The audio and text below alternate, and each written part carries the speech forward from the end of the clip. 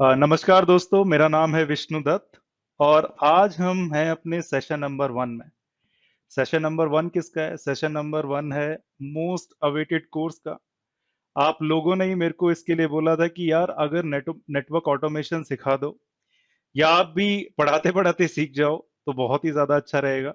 हम शायद फ्यूचर के लिए रेडी हो जाएंगे। ठीक है, तो थोड़ी सी मेहनत करनी पड़ी इस कोर्स के लिए, क्योंकि हम जो भी कुछ पढ़ते हैं वो बिल्कुल स्क्रैच से पढ़ते हैं। मेरी यहाँ पर एक्सपेक्टेशन सिर्फ इतनी सी है कि आप लोगों को कुछ भी नहीं आता नेटवर्क ऑटोमेशन या फिर प्रोग्रामिंग या फिर ऑपरेटिंग सिस्टम में, तो भी कोई प्रॉब्लम वाली बात नहीं है। ये कोर्स आपके लिए ही है और अगर आपको आता है तो भाई कॉन्सेप्ट ब्रश अप हो जाएंगे, कोई प्रॉब्लम वाली बात नहीं है। ठीक है, बट हम क्या करने वाले हैं इस कोर्स में, एजेंडा क्या रहेगा, वो सब आज हम पूरी तरह से डिस्कस करेंगे। राइट, तो अगर आज आप मेरे को अपने अगला 1 घंटा देते हैं कंसंट्रेशन के साथ, तो मैं आपको यकीन दिलाता हूं कि कुछ चीजें हैं जो आपके दिमाग से निकल जाएंगी। सबसे पहली चीज तो कि प्रोग्रामिंग मुश्किल होती है, ये तो निकल ही जाएगा। राइट, कुछ ऐसे एग्जाम्पल लेंगे हम जिससे आपको समझ में आ जाएगा कि प्रोग्रामिंग इतनी मुश्किल चीज है नहीं। राइट, अगर आपको कोई भी नेटवर्क की नॉलेज नहीं है, इट मीन्स दैट अगर आपको नेटवर्क ऑटोमेशन की नॉलेज नहीं है, तो भी ये कोर्स आपके लिए ही है। जीरो नॉलेज है तो भी ये कोर्स आपके लिए, अगर आता है तो बहुत ही बढ़िया बात है। राइट, फिर हम बात करेंगे कि भाई नेटवर्क ऑटोमेशन के पीछे का वाई क्या है। और ये हमारा हमेशा से फंडा रहा है कि अगर किसी भी कॉन्सेप्ट के पीछे का वाई जान ले, अगर हमें पता लग जाए कि भाई ये है क्यों, तो शायद हम उसको बेहतर तरीके से समझ जाएं कॉन्सेप्ट को। राइट, हमने ये अप्रोच ओएसपी बीजीपी एमपीएलएस को समझते हुए भी की थी। राइट, यही अप्रोच हमने एसडी वैन को समझते हुए भी ली थी। और कोई भी कोर्स, फॉर एग्जांपल टीसीपी हुआ या फिर एसडी एक्सेस हुआ, कुछ भी, अगर आपको वाई आ जाएगा चीजों के पीछे का, तो शायद आप उस कॉन्सेप्ट को ज्यादा अच्छे से समझ जाएंगे। तो हम काफी ज्यादा टाइम गुजारने वाले हैं, लगभग 15 से 20 मिनट सिर्फ इसी टॉपिक पर, कि भाई नेटवर्क ऑटोमेशन के पीछे का वाई क्या है, क्यों सीख रहे हैं हम ये, या क्यों सीखना चाहिए हमको। राइट, फिर ऐसा भी हम बात करेंगे इसी कोर्स में या आज की क्लास में अगले 1 घंटे में, कि इस कोर्स का बेसिक आइडिया क्या है, क्यों कर रहे हैं हम ये। राइट, देन आगे की बात यह है कि आपकी इस कोर्स से एक्सपेक्टेशन क्या होनी चाहिए। सबसे पहली बात तो यह है कि मैं यहाँ पर किसी को डेवलपर नहीं बना रहा हूँ। राइट, क्योंकि मैं खुद भी डेवलपर नहीं हूँ। डेवलपमेंट मैंने कभी अपनी लाइफ में नहीं किया, लेकिन हाँ कुछ चीजें अब ऐसी आ गई हैं जिसको यूज करके आप अपनी जॉब को आसान बना सकते हैं। राइट, तो एक्सपेक्टेशंस क्या रहनी चाहिए इस कोर्स से, वो भी मैं आपको बताऊंगा। आगे की बात करेंगे कि नेटवर्क ऑटोमेशन है क्या। ठीक है, क्योंकि हर एक बंदे की अपनी अलग अलग डेफिनेशन है नेटवर्क ऑटोमेशन को लेकर। हमारी बहुत ही सिंपल है, देखते हैं वो क्या है, और उसी डोमेन में रहकर हम इस नेटवर्क ऑटोमेशन को सीखेंगे। ठीक है, अगर किसी भी बड़ी प्रॉब्लम को समझना है, और यकीन कीजिए कि नेटवर्क ऑटोमेशन भी एक बड़ी ही प्रॉब्लम है। ओके, जैसे हमने देखा था कि टीसीपी आईपी को अगर सीखना है, तो ये तो टीसीपी आईपी के डेवलपर्स ने ही हमारे लिए 5 लेयर बना दी थी उसकी। राइट, लेयर 1 है, 2 है, 3 है, 4 है, 5 है। बहुत लोग बहस करते हैं कि 5 नहीं है, 4 है। मैं आपकी बात मान लेता हूँ 4 है, बट आइडिया सिर्फ सिंपल इतना सा है कि टीसीपी स्लैश आईपी अगर आपको सीखना है तो लेयर बाय लेयर पढ़ोगे तो फायदे में रहोगे। ठीक है, या हम ये कह सकते हैं कि अगर एक बड़ी प्रॉब्लम है तो उसको हम छोटे भागों में डिवाइड कर दें और इंडिविजुअल पीस को समझें, और बाद में अगर उसको कंबाइन कर दें तो शायद मजा आ जाता है पढ़ने में। हमारी अप्रोच हमेशा यही रही है। एसडी वैन को भी ऐसे ही ब्रेक किया था, ओएसपीएफ को भी ऐसे ही ब्रेक किया था, एमपीएलएस को भी ऐसे ही ब्रेक किया था, नेटवर्क ऑटोमेशन को भी ऐसे ही ब्रेक करेंगे। राइट, और जब आप ब्रेक करेंगे तो पाएंगे सबसे पहली चीज जो हमें पढ़ने की जरूरत है वो है एक ऑपरेटिंग सिस्टम। अब आप बोलोगे यार मुझे तो ऑपरेटिंग सिस्टम आता है, विंडोज में मैं चैंपियन हूँ, और कभी कभी तो मैंने मैक मैसेंटोस ऑपरेटिंग सिस्टम पे भी काम किया है, लिनक्स पे भी काम किया है। वो सही है, लेकिन मुझे चाहिए कि ऑटोमेशन के लिए आपको लिनक्स को काफी करीब से जानना पड़ेगा। तो ऐसा हो सकता है कि हम स्टार्टिंग के 10 घंटे, अपने कोर्स की स्टार्टिंग के 10 आवर्स सिर्फ लिनक्स पर ही कंसंट्रेट कर रहे हो। राइट, और अगर ये लिनक्स का आपको एबीसीडी भी नहीं पता है तो भी कोई प्रॉब्लम नहीं है, क्योंकि हम इसको बिल्कुल स्क्रैच से सीखेंगे।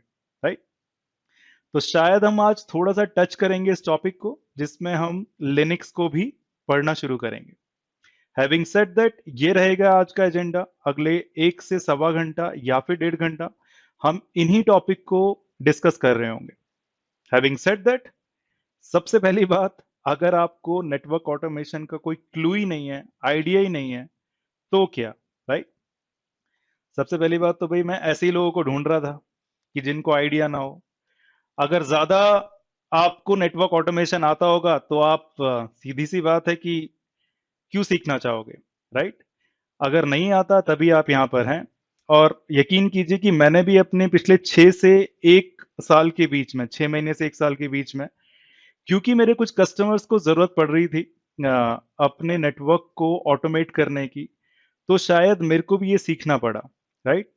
बट सीखते सीखते ये एहसास हुआ कि यार इतनी मुश्किल चीज भी नहीं है, और काम बहुत आसान कर देती है। ओके, तो सबसे पहली बात, अगर आपको कोई भी आइडिया नहीं है नेटवर्क ऑटोमेशन का, तो ये कोर्स आपके लिए है।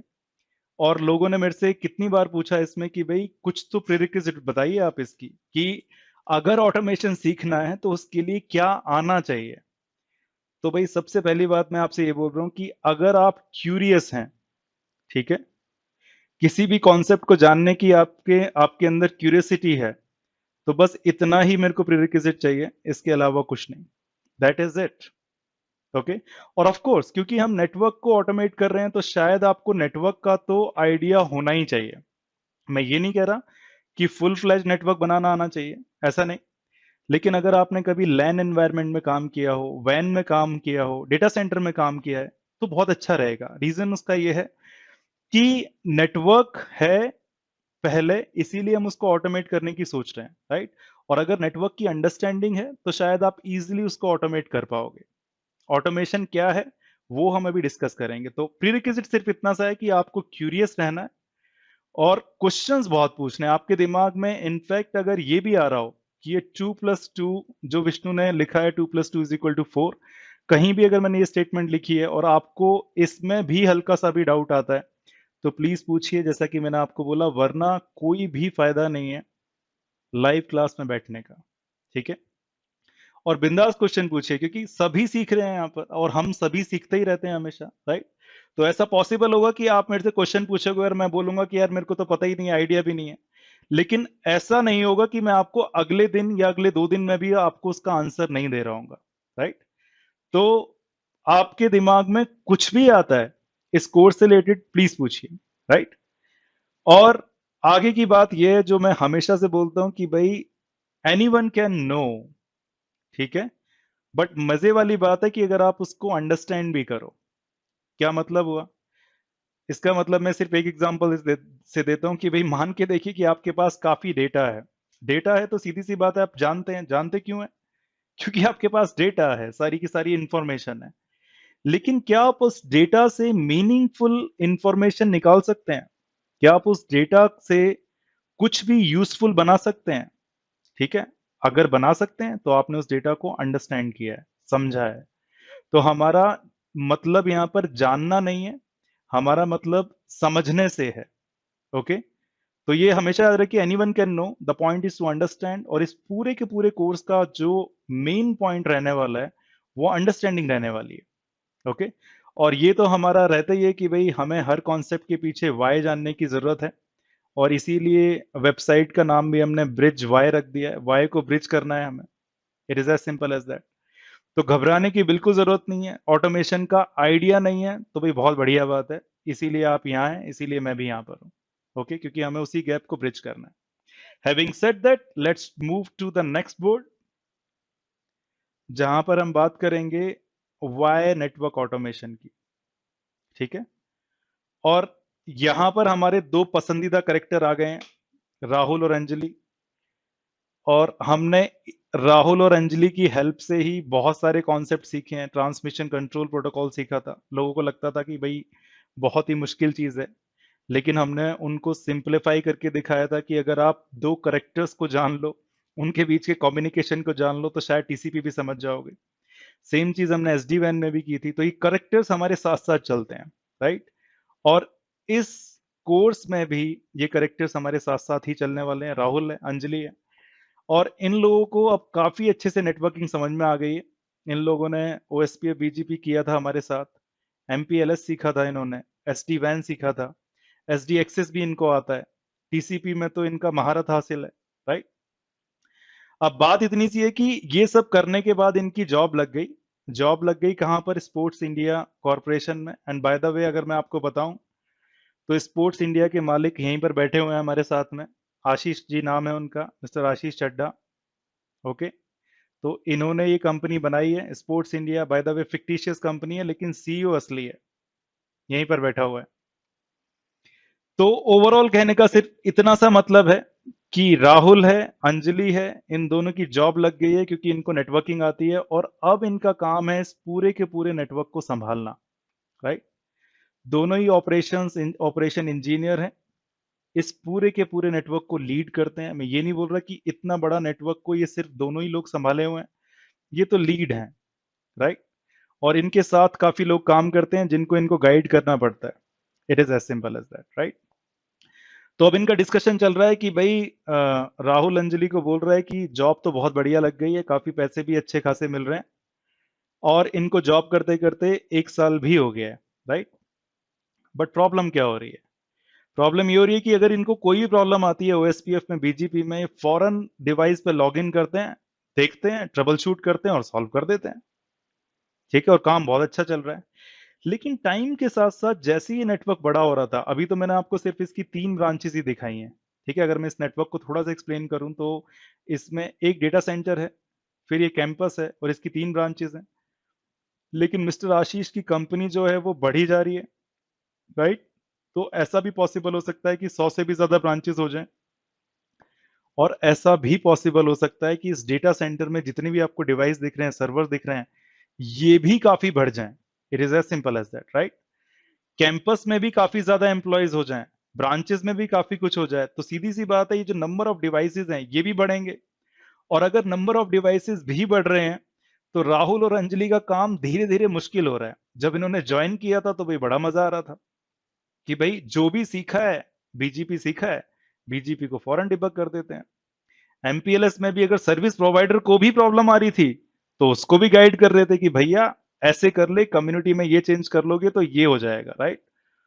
तो राहुल और अंजलि तो काफी खतरनाक तरीके से काम कर रहे थे, लेकिन प्रॉब्लम ये हुई कि अब इनका नेटवर्क इतना बड़ा हो गया है और कभी ना कोई प्रॉब्लम आती ही रहती है इस पूरे नेटवर्क में। और क्योंकि ये दोनों लोग लीड हैं, राइट, अगर कोई भी इस नेटवर्क में चेंज होता है तो इनकी मर्जी के बिना नहीं होता, इनको काफी ज्यादा ज्यादा विजिलेंट रहना पड़ता है इस नेटवर्क के लिए, राइट। मजे की बात, ऑपरेशन इंजीनियर्स हैं, इनकी जॉब की जो टाइमिंग थी वो 9 बजे से लेके 5 बजे तक थी, राइट। और अब ये जो टाइमिंग है ये 8 घंटे की नहीं रही क्योंकि नेटवर्क बड़ा हो गया है। अब इनको नॉर्मली 12 घंटे तक काम करना पड़ रहा है, राइट। और फिर भी इनसे काम पूरा नहीं हो रहा है, फिर भी कोई ना कोई टिकट आती रहती है, राइट। अच्छा, प्रॉब्लम कहाँ है? प्रॉब्लम इनको समझ में भी नहीं आ रही है। तो ये इन्होंने लिंक्डइन पे देखा कि मैंने एक पोस्ट डाली है कि भाई अगर आप बहुत ज्यादा काम कर रहे हैं एज ए ऑपरेशंस इंजीनियर तो आपको थोड़ा सा स्किल सेट बढ़ाने की जरूरत है। तो राहुल जी मेरी पोस्ट देखते रहते हैं, उन्होंने ये भी देखा कि चलो ठीक है, इसी से हमने काफी चीज सीखी है तो ये भी बात मान लेते हैं, क्योंकि अब मुश्किल बहुत हो रही है। भाई 8 घंटे की जॉब 12 घंटे में पूरी नहीं हो पा रही है, तो इनकी फैमिली को टाइम मिलना बंद हो गया। और शायद आप में से काफी लोग जो कि ऑपरेशंस में हैं वो मेरे से रिलेट कर पा रहे होंगे यहाँ पर, कि कई लोगों को तो अपने घर वालों की कॉल उठाने का टाइम भी नहीं मिलता क्योंकि वो किसी ना किसी मोड में बिजी हैं, किसी ना किसी मेंटेनेंस विंडो में बिजी हैं, किसी ना किसी डिबगिंग में बिजी हैं, राइट। तो हो क्या रहा है, नेटवर्क हो गया है बड़ा और टाइम लग रहा है बहुत ज्यादा। तो इन्होंने लिंक्डइन पे पोस्ट देखी कि भाई हमें कुछ ना कुछ स्किल सेट बढ़ाना पड़ेगा। अब वो क्या स्किल सेट है उसके बारे में बात कर रहे हैं। अभी तो इन दोनों का बस डिस्कशन चल रहा है। मैंने आपको प्रॉब्लम बताई है कि राहुल और अंजलि की जिंदगी में 1 साल बाद प्रॉब्लम क्या आ गई। वो ऑपरेशंस इंजीनियर हैं मिस्टर आशीष चड्डा जी की कंपनी में, कंपनी का नाम है स्पोर्ट्स इंडिया कॉर्पोरेशन, ठीक है। सिर्फ इतना सा ही डिस्कशन है अभी तक, आगे की बात करते हैं। अब हुआ क्या कि अंजलि और राहुल, क्योंकि ये लगभग 12 घंटे काम कर रहे थे, ठीक है। और 12 घंटे काम करने का मतलब थोड़ा सा मुश्किल होता है। आप कंसंट्रेट, जनरली अगर ह्यूमन माइंड को समझा जाए, तो अगर आप उसको कुछ नई चीज बोल रहे हैं तो उसको 1 या 2 घंटे या 3 घंटे के बाद वो नई चीजें समझ में आनी बंद हो जाती हैं। फिर तो बस वो ऑटोमेटिक मोड में होता है और जो करवा लो उससे, सही गलत, it just doesn't know, right. 12 घंटे कंसंट्रेट करना मुश्किल होता है। तो मैं आपको एग्जांपल देना चाहूंगा यहाँ पर कि हो क्या रहा है, कि हमारी स्पोर्ट्स इंडिया कॉरपोरेशन थी और उसका ये डेटा सेंटर है, राइट। तो अगर मैं किसी भी एक एंटरप्राइज को लूं और डेटा निकालूं कि भाई उसमें जो आउटेजेस हुई थी, अच्छा आउटेजेस का मतलब क्या होता है? आउटेज का मतलब है कि कंपनी के जो मोस्ट इंपॉर्टेंट सर्वर्स हैं या जो मोस्ट इंपॉर्टेंट रिसोर्सेज हैं वो रीचेबल नहीं है, और अगर वो रीचेबल नहीं है तो कंपनी को नुकसान हो सकता है बहुत ज्यादा, ठीक है। तो अभी मैं रिसेंट सर्वे पढ़ रहा था कि जो आउटेजेस होती हैं उसमें से 60 to 75% जो आउटेज होती हैं वो होती हैं क्योंकि किसी इंसान से गड़बड़ हुई है, ठीक है। सीधी सी बात है, इस नेटवर्क को कौन संभाल रहे हैं? इस नेटवर्क को संभालने वाले जो लोग हैं वो ह्यूमंस हैं, राइट। और अगर इंसान है तो वही गलती तो करेगा ही करेगा, क्योंकि आप सभी को पता है हम इंसान तो गलती का पुतला होते हैं, राइट, गलती करते ही जाते हैं।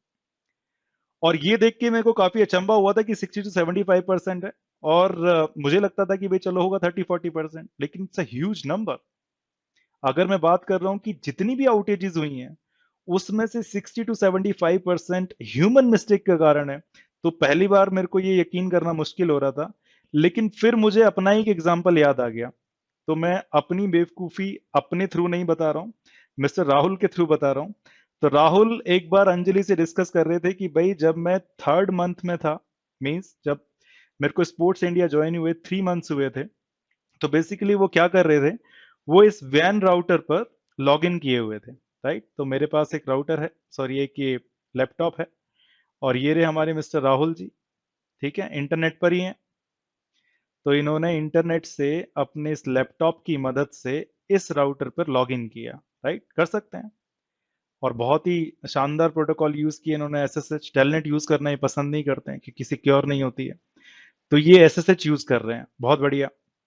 अब हुआ क्या, इस राउटर पर दो इंटरफेसेस हैं जो आपको दिख रही हैं, एक तो क्लाउड से कनेक्ट है और एक इंटरनेट से कनेक्ट है। मैं चलो एक और इंटरनेट बना लेता हूं जो कि इस फायरवॉल से कनेक्ट है, ठीक है, ये वाली इंटरफेस। इस इंटरफेस का जो नाम है वो है 0/0/1, और इस इंटरफेस का नाम है वो है 0/1। हो सकता है, क्वाइट पॉसिबल, राइट। तो एक्चुअल में राहुल जी को काम तो करना था इस इंटरफेस पर, लेकिन क्योंकि वो 11 घंटे ऑलरेडी बिता चुके थे, 4-5 महीने हो गए काम करते करते इनको, राइट, 11 11 घंटे वो काम में ऑलरेडी गुजार चुके थे, तो इन्होंने जाकर इस राउटर पे लिखा इंटरफेस 0/1। अब इनको लग रहा है कि भाई ये काम कर रहे हैं 0/0/1 पर, राइट। अच्छा, इतने ज्यादा बिजी थे ये अपने 11 घंटे के बाद कि भाई इनका दिमाग ज्यादा काम नहीं कर रहा है, तो यहां पर ये शो कमांड चला रहे हैं। अब आप मेरे से बहस कर सकते हैं कि भाई शो कमांड इंटरफेस मोड में नहीं चलती है, मैं एग्री कर रहा हूं, लेकिन अगर आप डू लगा दें इसके आगे तो चल जाती है। तो इनको भी, राहुल जी को भी समझ में आया कि भाई शो कमांड इन्होंने इंटरफेस मोड में जाकर दी है तो वो चलेगी नहीं, बट इन्होंने बाहर आने की बजाय इस पर एंटर दबा दिया। हो सकता है, क्यों नहीं हो सकता। और जैसे ही उन्होंने इस पर एंटर दबाया, ये जो इंटरफेस है ये हो गई डाउन।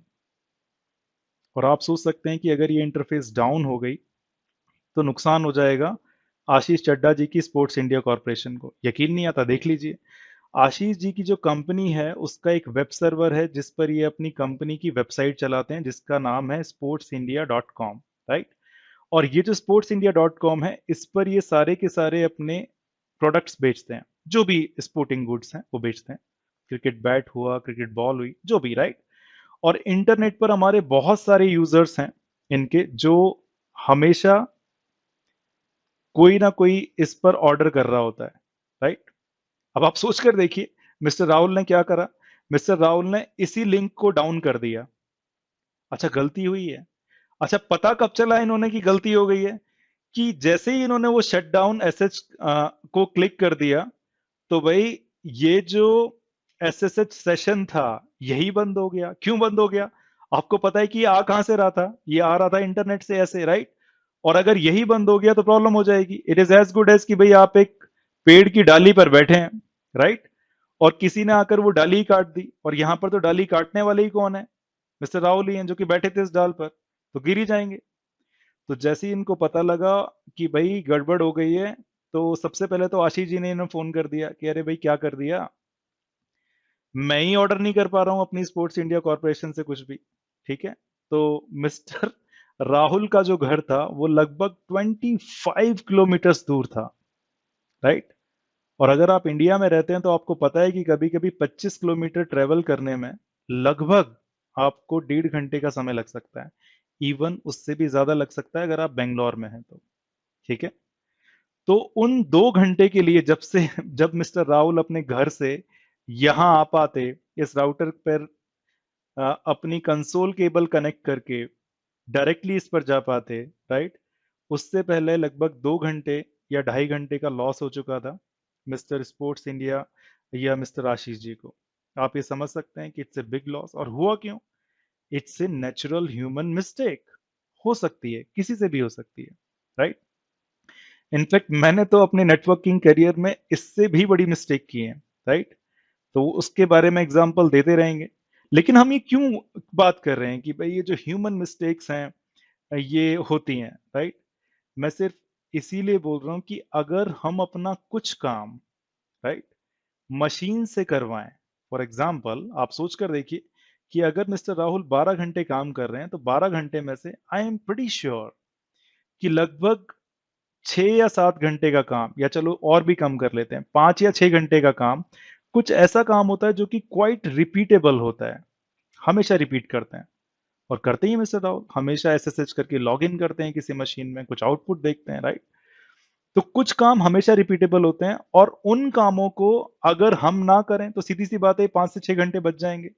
अच्छा, अगर हम नहीं करेंगे तो कौन करेगा? हम नहीं करेंगे तो भाई कोई ना कोई मशीन कर रही होगी, राइट? और अगर वो मशीन कर रही होगी तो अगर हम अपना रिपीटेबल जॉब किसी मशीन को दे दें करने को, तो ये बात तो तय है कि मशीन हमसे ज्यादा बेटर काम कर पाएगी। क्यों? क्योंकि भी मशीन थकती नहीं है, उनको कोई फर्क नहीं है कि वो 11 घंटे से काम कर रही हैं, 12 घंटे से काम कर रही हैं, वो उसी पर काम करेंगी जो भी आपने इनपुट इस पर डाला होगा। It is as simple as that. अगर आपको यकीन नहीं आता तो देखिए अगले बोर्ड पर। तो ये जो बोर्ड है ये काफी लोगों को बहुत पसंद आया था, क्योंकि सारे लोग इस बोर्ड से रिलेट कर पा रहे हैं कि भाई ये जो फायर फाइटर इंसान दिख रहा है आपको यहाँ पर, ये वाला, ये फायर फाइटर नहीं है, ये एक्चुअली हमारा नेटवर्क इंजीनियर है। और एक्चुअल में नेटवर्क इंजीनियर हमेशा से ही फायर फाइटिंग मोड में रहता है। लगभग 10 से 12 घंटे तक काम करता है, घर वालों के फोन भी पिक नहीं करता है। और आप ये देखिए कहीं ना कहीं नेटवर्क में तो आग लगी ही होती है। आग लगी होने से मेरा मतलब है कि कहीं ना कोई टिकट तो रेज करे ही होता है कि भाई ये जो यूजर है ये एक्चुअली इस सर्वर तक पहुंच ही नहीं पा रहा है, पता नहीं क्या प्रॉब्लम है, राइट? तो प्रॉब्लम वाली बात क्या है कि भाई जितने भी नेटवर्क इंजीनियर हैं, राइट, वो हमेशा ही फायर फाइटिंग मोड में लगे होते हैं। फायर फाइटिंग मोड में लगे होने का मतलब है कि कहीं ना कहीं नेटवर्क में प्रॉब्लम होती है, और नेटवर्क में प्रॉब्लम है तो इनको डिबग करना है। अच्छा, आप ये मेरे से बहस कर सकते हैं, यार इसके अंदर भी तो 20 लोग होंगे, मैंने माना 20 लोग होंगे इसके अंदर, राइट? लेकिन कभी कभी नहीं पॉसिबल हो सकता है, होता है कि इन 20 लोगों से वो प्रॉब्लम सॉल्व हो जाए, और ऐसा भी हो सकता है कि राहुल से भी ना हो, राइट? बट क्योंकि राहुल को काफी ज्यादा अच्छी नॉलेज है, अंजलि को काफी ज्यादा अच्छा पता है, तो जब इनके पास फिल्टर होकर ये चीजें आती हैं तब भी इनके पास दिन के लगभग 10 से 20 केसेस आ जाते हैं, दिन के लगभग 10 से 20 टिकट्स आ जाते हैं। और आप सोचकर देखिए अगर ये उस पर काम कर रहे हैं तो इनका कितना टाइम इस पर जा रहा है। ठीक है, तो क्या आप ये सोच सकते हैं कि भाई ये दोनों नेटवर्क को इनोवेट कर रहे होंगे या नेटवर्क को फिक्स कर रहे होंगे? अच्छा, आप मेरे से बहस कर सकते हैं भाई इनोवेशन वाली बात कहां से आ गई, अभी बात करते हैं इसकी। मानकर देखिए अब मिस्टर आशीष जी राहुल के पास आकर बोलते हैं कि यार ये जो हमारा वैन नेटवर्क है ये अभी पुरानी टेक्नोलॉजी पे चल रहा है, हम इसको डीएमवीपीएन से चला रहे हैं, और पूरी की पूरी दुनिया जो वैन नेटवर्क को मूव कर रही है एसडी वैन की तरफ। तो राहुल जी, आपको अपनी कमर कस लेनी है कि हमें डीएम वीपीएन को अब कन्वर्ट करना है एसडी वैन में। तो अब राहुल जी अंदर ही अंदर हंस रहे हैं और गुस्सा भी कर रहे हैं। कहते हैं यहाँ पर भाई जहर खाने का भी टाइम नहीं है और आप हमें बोल रहे हैं कि टेक्नोलॉजी को चेंज कर दो। सीधी सी बात है, राइट। ये बंदा जो 12 घंटे सिर्फ प्रॉब्लम ही फिक्स करता रहता है, वो कैसे सोचेगा कि उसको नेटवर्क को इनोवेट करना है, राइट। और अगर आपका नेटवर्क इनोवेशन का टाइम नहीं है, तो इसका मतलब आप अपनी कंपनी के बारे में अगले 4-5 साल तक का सोच ही नहीं रहे हैं। आपकी सोच बहुत ही छोटी हो गई है, आपको तो बस नेटवर्क को फिक्स ही करते रहना है। एंड यकीन मानिए कि मैंने जितनी भी ऑर्गेनाइजेशन देखी है, उनमें से 60 to 70% ऑर्गेनाइजेशन इसी मोड में होती हैं। ठीक है। और अगर आप ऑपरेशंस इंजीनियर हैं, तो आप ये समझ पा रहे होंगे कि मैं क्या कहना चाह रहा हूँ। It is as simple as that. ठीक है। तो मैं ओवरऑल सिर्फ यही कहना चाह रहा था कि काम बहुत है। हमेशा Rahul and Anjali trouble shooting में ही लगे रहते हैं। नेटवर्क की इनोवेशन तो बहुत दूर की बात है। ओके।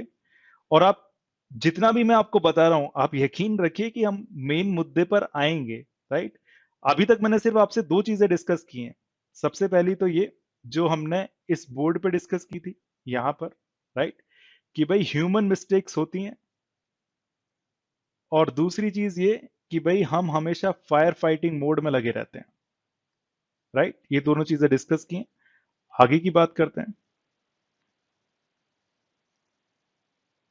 अब मैं यहां पर बोल रहा हूं कि अगर मैंने मिस्टर राहुल का जो आर्ट, मानकर देखिए, जो ये 12 आवर्स में काम करते हैं सपोज, उसमें 12 घंटे में से ये 10 टास्क करते हैं।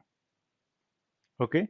और 10 टास्क में से अगर इनकी 5 टास्क जो हैं वो रिपीटेबल हैं, मानकर देखिए, जो कि रिपीट होती रहती हैं हमेशा, अगर मैं उसको एक मशीन से करवा लूं, तो आपको नहीं लगता कि भाई लगभग 6 घंटे मिस्टर, या चलो 6 घंटे की जगह 4 घंटे मिस्टर राहुल के बच जाएंगे। कम से कम वो 8 घंटे वाली जॉब पर तो आ जाएंगे। अगर आपको लगता है ऐसा हो सकता है, तो भाई बहुत बढ़िया बात है, क्योंकि ऐसा हो रहा है। अगर आप ये एयरलाइन इंडस्ट्री को देखें, तो भाई हमारे पास यहाँ पर दो लोग हैं। आपको पता है, एक तो होता है कमांडर, जो कि मेन पायलट होता है, राइट, जहाज का। और एक है हमारा को पायलट। अब होता क्या है, अगर मैं आपको बोइंग के बारे में बताऊं या बोइंग के पायलट्स के बारे में बताऊं, वो सिर्फ लगभग 8 to 12 मिनट्स प्लेन को उड़ाते हैं। अच्छा, आप ये सोच रहे होंगे कि यार ये अगर ये 8 से 12 मिनट ही उड़ाते हैं, तो बाकी के टाइम पे कौन उड़ाता है। तो आपने अगर ऑटो पायलट का नाम सुना हो, तो ऑटो पायलट ही मैक्सिमम टाइम तक इस प्लेन को उड़ा रहा होता है। ठीक है। ये तो 8 से 12 मिनट तक का ही काम करते हैं। ठीक है।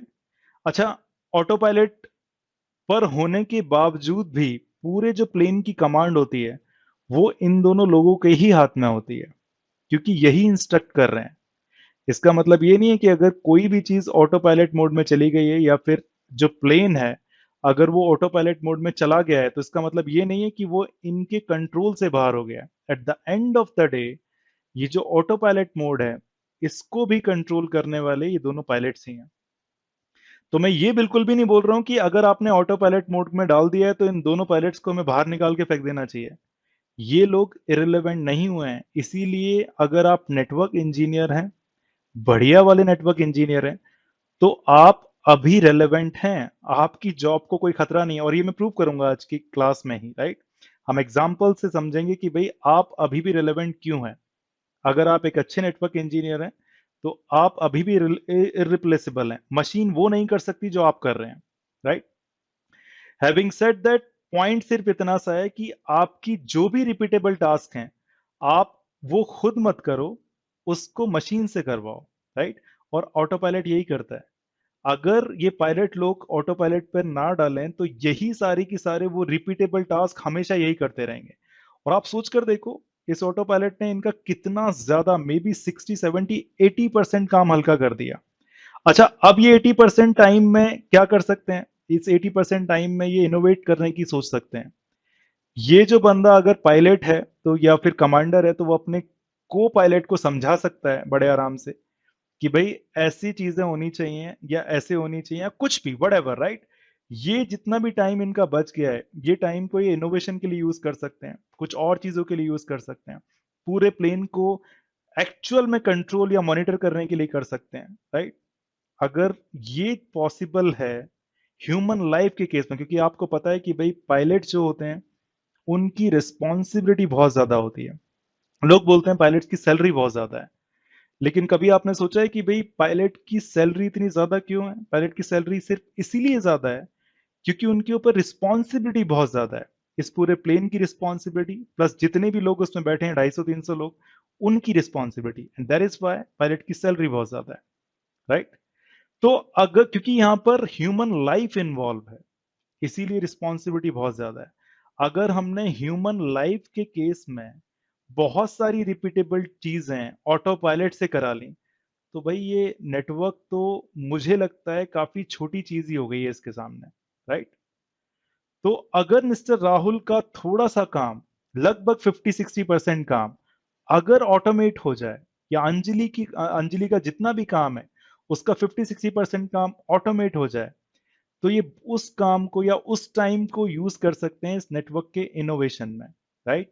और बिलीव मी, ऐसा हो रहा है। जितनी भी कंपनीज ने नेटवर्क को ऑटोमेट किया है या ऑटोमेशन टूल्स पे डिपेंडेंट है, उनका नेटवर्किंग स्टाफ ज्यादा सोच पा रहा है कि भाई फ्यूचर में नेटवर्क कैसा दिखना चाहिए, बजाय उन लोगों के जो अपना नेटवर्क ऑटोमेट नहीं कर पाए हैं। अभी फिर से मैं बोल रहा हूँ, फिर से मैं क्लियर कर रहा हूँ, अभी तक मैंने कुछ नहीं बताया नेटवर्क ऑटोमेशन होता क्या है, राइट? मैं तो सिर्फ ये बोल रहा हूँ कि राहुल और अंजलि के जो भी डेली के काम है, क्या आप उनको ऑटोमेट कर सकते हैं या नहीं कर सकते हैं, राइट?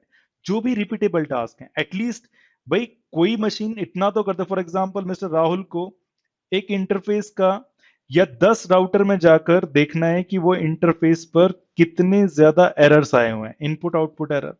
तो राहुल को जनरली करना क्या पड़ेगा? उन 10 के 10 मशीन्स में जाना पड़ेगा, उस पर लॉग इन करना पड़ेगा, एसएसएच करना पड़ेगा, कमांड चलानी पड़ेगी, एंड देन आउटपुट में भी कॉपी पेस्ट करना पड़ेगा, राइट? क्या मैं इस काम को ऑटोमेट कर सकता हूं? और कर सकता हूं तो बहुत ही बढ़िया है। और ऐसे मिस्टर राहुल दिन में पता नहीं कितने काम करते होंगे जो कि रिपीटेबल हैं, जो कि एक मशीन उनसे ज्यादा बेहतर तरीके से कर सकती है, राइट? सेम चीज मैं बार बार बोल रहा हूं, ऑटो पायलट के केस में भी है कि पायलट भी उसी काम को कर सकता है, ऑटो पायलट भी कर सकता है, राइट? बट ऑटो पायलट के केस में एक्चुअल में गलती होने के चांसेस बहुत कम रहेंगे। वही वाली गलती मैं बोल रहा हूं कि आपने शो कमांड चलाई है लेकिन आगे का कुछ नहीं लिखा और एंटर दबा दिया इंटरफेस मोड में जाकर, तो ये शो कमांड नहीं है, राउटर के लिए तो शटडाउन है। क्यों मिस्टेक हुई? क्योंकि मिस्टर राहुल जी बर्नआउट थे, राइट? मशीन कभी बर्नआउट नहीं होती। तो ओवरऑल कहने का मतलब है कि कुछ रिपीटेबल जॉब जो है, जो रिपीटेबल काम है, वो मशीन करे तो ज्यादा बेहतर है, क्योंकि वो आपसे ज्यादा बेहतर तरीके से कर सकती है। एंड ऑफ कोर्स आप जितना सोच सकते हैं, जितना नेटवर्क में इनोवेशन कर सकते हैं, मशीन उतना नहीं कर सकती, एटलीस्ट अभी तो नहीं कर सकती। लोग मेरे से बहस करते हैं कि भाई अब तो चैट जीपीटी में भी इंटेलिजेंस आ गई है और वो काफी कुछ कर सकता है। मैं बिल्कुल मना नहीं कर रहा भाई, मोस्ट एडवांस आर्टिफिशियल इंटेलिजेंस है, दैट इज गुड। लेकिन अभी भी और आने वाले कई सालों में भी मैं आपको यकीन दिलाता हूं कि ह्यूमन रिप्लेस नहीं हो रहे हैं। Do not worry about it. जो काम आप कर सकते हैं एज ए 10-15 साल ईयर्स ऑफ एक्सपीरियंस, अगर आपने ठीक ठाक से राउटिंग प्रोटोकॉल्स को समझा है, नेटवर्क को समझा है, तो आप अभी भी इररिप्लेसेबल है। हैविंग सेड दैट, आगे की बात करते हैं।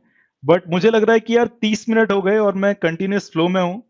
तो अगर, वैसे तो अभी कुछ ऐसा हुआ ही नहीं है कि आपको कुछ डाउट आए, लेकिन मैं ये फिर भी आपके ऊपर छोड़ता हूं। हम लोग ऐसा कर सकते हैं कि 5 मिनट का या 1 मिनट का ब्रेक लें, और इसमें आपसे पूछूं मैं कि भाई अगर कोई भी डाउट है अभी तक तो प्लीज पूछिए। Anybody has any doubt? अच्छा, आप ये बताइए कि आप सुन तो पा रहे हैं कम से कम? हाँ सर, सुन पा रहे हैं। ये यस सर। बढ़िया यस है, सर। ठीक है। कोई डाउट नहीं है तो आगे चलते हैं। अच्छा, अब एक और चीज है जो मेरे को आपको बतानी है इसमें। अच्छा, हम ये जो कॉन्सेप्ट डिस्कस कर रहे हैं वो वाई नेटवर्क ऑटोमेशन का है। वाई नेटवर्क ऑटोमेशन का मतलब सिर्फ इतना सा कि कर क्यों रहे हैं। सबसे पहली बात तो हमने यही देखी थी कि भाई ह्यूमन एरर्स बहुत होती हैं, ठीक है। दूसरी चीज जो हमने देखी वो ये देखी है अभी कि भाई रिपीटेबल टास्क हैं, हमारे पास काफी, और उनको हम कुछ टास्क को ऑटोमेट भी कर सकते हैं, राइट। बर्नआउट नहीं होना है, राइट, क्योंकि हम बहुत ज्यादा टाइम स्पेंड कर रहे थे, हमेशा फायर फाइट मोड में थे। ये प्रॉब्लम्स हैं अभी की। तीसरी एक और प्रॉब्लम है, मैं आपको बताता हूँ क्या प्रॉब्लम है, राइट। ये जो नेटवर्क है स्पोर्ट्स इंडिया, जिसके मालिक हैं आशीष चड्ढा जी, राइट। अब ये जो नेटवर्क है ये बढ़ता ही जा रहा है। जब इन्होंने शुरुआत में बनाया था तो लगभग इसमें सिर्फ 50 डिवाइसेस थे। अब जो इसमें डिवाइसेस हैं वो लगभग 200 से भी ज्यादा हैं। अगर मैं डिवाइसेस की बात कर रहा हूँ तो डिवाइसेस का मतलब वही है, आपके राउटर हुआ, स्विच हुआ, लोड बैलेंसर हुआ, फायरवॉल हुआ, सर्वर्स हुए, राइट। अच्छा, एक नेटवर्क को बनाने के लिए सीधी सी बात है, आपको ये डिवाइसेस खरीदने पड़ेंगे। इनकी खरीदने की जितनी भी कॉस्ट होती है उसको हम कैपिटल एक्सपेंडिचर बोलते हैं, ठीक है। और इसके लिए एक टर्म होती है कैपेक्स। हालांकि मैं टर्म्स का ज्यादा बड़ा फैन नहीं हूं, लेकिन कुछ चीजें हैं जो मुझे समझानी पड़ती हैं, राइट। तो कैपेक्स अगर आपके सामने कहीं आए तो आप ये सोचना कि भाई इस नेटवर्क को बनाने में इस कंपनी का जितना भी खर्चा आया है वो है कैपेक्स, ठीक है। लेकिन अगर मैं आपको एक और टर्म बोलूं, एक बार ये नेटवर्क बन तो गया, लेकिन ये नेटवर्क अब क्या होता है, सालों साल सब चलता है, 5 साल, 10 साल, 20 साल, जो भी है, राइट। अच्छा, इस नेटवर्क को चलाएगा कौन भाई? जिसने डिवाइसेस बेचने थे वो तो बेच गया, राइट। उसके बाद क्या होगा? उसके बाद ऐसा होगा कि आपको ये नेटवर्क को खुद मेंटेन करना है, खुद ही चलाना है। तो इस नेटवर्क को मेंटेन करने की कॉस्ट, राइट, वो क्या होगी? सीधी सी बात है, ये जो स्पेस है आपका जहां पर ये सारा का सारा नेटवर्क बना हुआ है, मे बी समटाइम्स ये आपका खुद का हो सकता है, राइट। या फिर जो इलेक्ट्रिसिटी है जो खर्च हो रही है, या फिर जो स्टाफ इसको मेंटेन कर रहा है। आप ये भूल के राहुल और अंजलि हैं, लीड हैं, सैलरी भी बहुत अच्छी होगी साल की, राइट। इसके अलावा मैंने आपको बताया था 20 लोग इनके अंदर भी काम कर रहे हैं। तो जो मेंटेन करने के लिए कॉस्ट जरूरी होती है इस पूरे के पूरे नेटवर्क को, राइट, उसको हम बोलते हैं ऑपरेशनल एक्सपेंस, राइट। और क्या लगता है आपको क्या ज्यादा होता होगा? बिलीव मी, ऑपरेशनल जो एक्सपेंस है या फिर जो ऑपेक्स है वो कहीं ज्यादा होता है as compare to capex, right. अच्छा, अब आप मेरे से बोल रहे होगे कि सोच रहे होगे कि यार ये कैपेक्स वेपेक्स की बात क्यों कर रहा है। तो ओवरऑल पॉइंट ये है कि मिस्टर आशीष जी जो कि इस कंपनी के मालिक हैं, उन वो बोलते हैं कि यार एक बार मैंने खर्चा कर तो दिया है, अब मैं मेंटेन करने में पता नहीं कितना खर्चा कर रहा हूं। मुझे किसी भी तरह से ये जो ओपेक्स है ये कम से कम चाहिए, ओके। अच्छा, क्या मैं इसका मतलब ये मान लूं कि अगर मैं ओपेक्स कम से कम करने की बात कर रहा हूं तो ऑफ कोर्स कोई भी अपना कोई भी कंपनी का मालिक, राइट, या सीईओ हमेशा से यही चाहते हैं कि भाई कम लोगों में मैक्सिमम काम हो जाए, राइट। तो मैं हमेशा से बोलता हूं कि भाई जो फिट है वही सरवाइव करेगा। अच्छा, फिट कौन है हमारे? अगर मैं आपस में एक नेटवर्क इंजीनियर की बात करूं, आपस में जैसे 35 लोग यहाँ पर बैठे हुए हैं अभी, राइट। अगर इनकी बात करूं तो फिट कौन है? फिट वही बंदा है जो बेसिकली साथ साथ नेटवर्किंग की दुनिया में क्या चेंज हो रहा है, क्या चीजें चल रही हैं उनको पढ़ता रहता है और आगे बढ़ता रहता है, राइट। वही नेटवर्क इंजीनियर फिट है। तो भाई सर्वाइवल तो फिट लोगों का ही रहने वाला है, it is as simple as that. और ये बिल्कुल भी मुश्किल नहीं है, डरा नहीं रहा हूं, ये बहुत ही आसान है। थोड़ी थोड़ी चीजें साथ साथ पढ़ते रहिए, अपना नेटवर्क मेंटेन करते रहिए और थोड़ी थोड़ी चीजें पढ़ते रहिए। पढ़ने का तो टाइम तभी मिलेगा जब आप अपनी रिपीटेबल टास्क को ऑटोमेट कर पाओगे, राइट। तो आशीष जी को ज्यादा लोग नहीं चाहिए, आशीष जी को समझदार लोग चाहिए, राइट, जो कि उनका काम कुछ ऐसा कर दें कि ऑपरेशनल एक्सपेंसेस कम से कम हो, राइट। और ये भी एक बहुत बड़ा मोटिवेशन है कि हमें नेटवर्क ऑटोमेशन को सीखें, राइट। अभी भी मैं बार बार बोल रहा हूं ऑटोमेशन क्या है, हमने वो डिस्कस ही नहीं किया है, जो कि हम करने वाले हैं।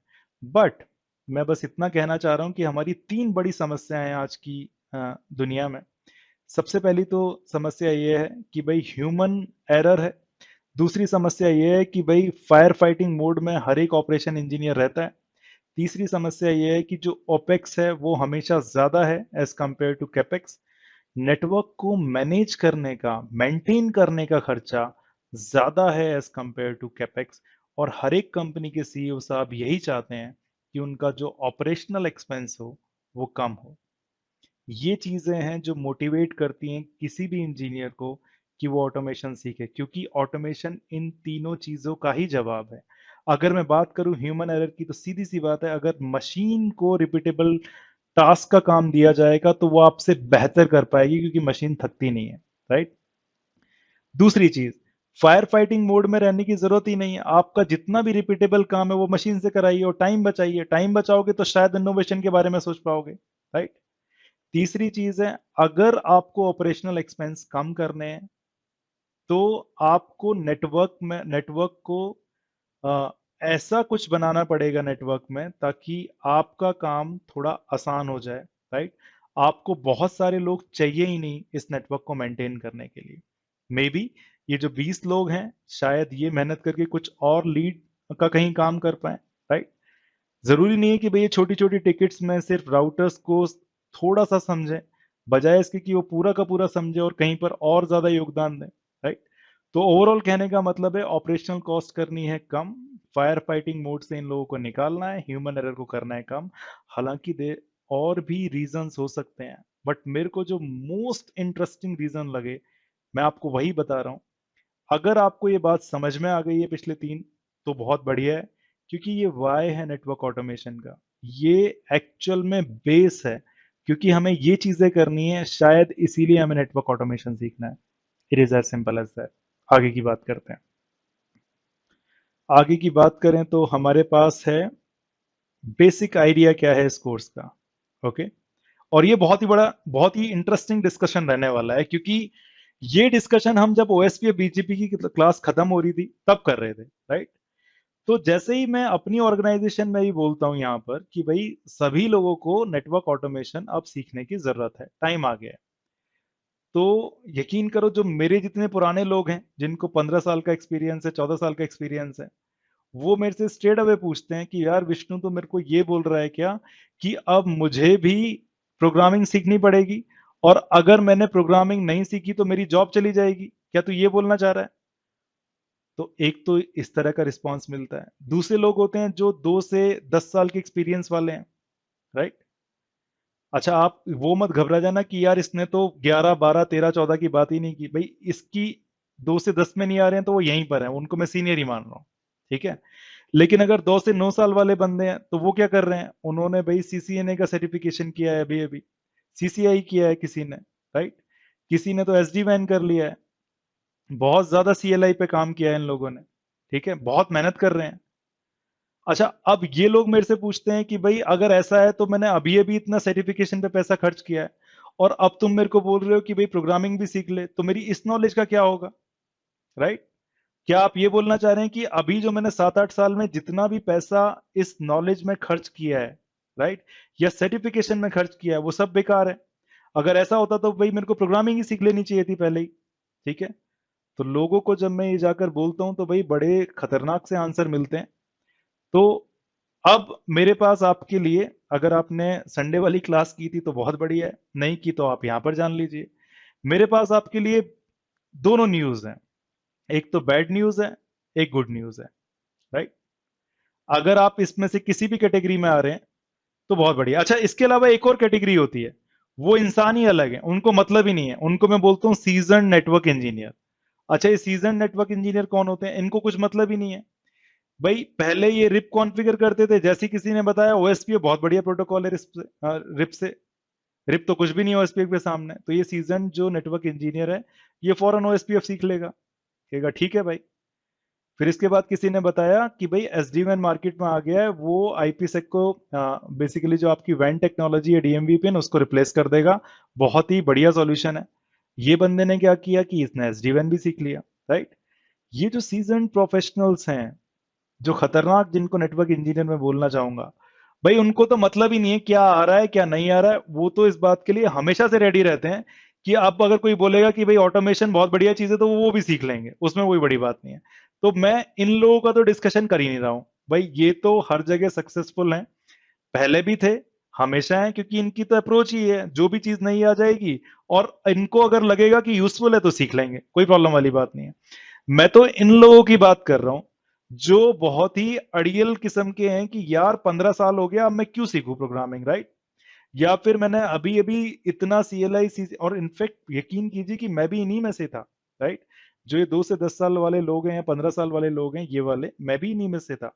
जब मेरे को किसी ने बोला था ऑटोमेशन बहुत इंपॉर्टेंट है, तो मैं तो उनको यही बोल रहा था कि यार कॉलेज के बाद मैंने डेवलपमेंट इसीलिए चूज नहीं किया, कहीं नौकरी नहीं लगी, ये भी बोल सकते हो कि भाई डेवलपमेंट इसलिए चूज नहीं किया क्योंकि मेरे को करना ही नहीं था, आता ही नहीं है ठीक से, इसीलिए तो मैंने नेटवर्क इंजीनियरिंग की फील्ड में आया।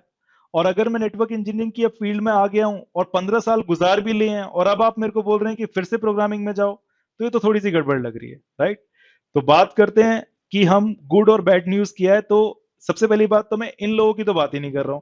अगर आप में से कोई इन लोगों में से है तो उसको तो घबराने की जरूरत है ही नहीं। इनफैक्ट यकीन कीजिए कि घबराने की जरूरत तो इन लोगों को भी नहीं है।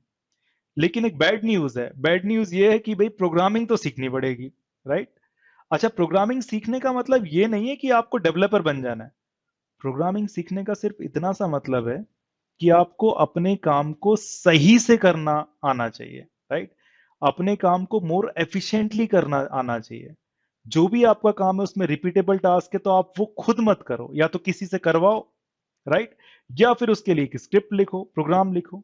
तो बैड न्यूज तो ये है कि प्रोग्रामिंग तो सीखनी पड़ेगी आपको, राइट। अगर आने वाले टाइम में रेलेवेंट बने रहना है तो सीखना पड़ेगा।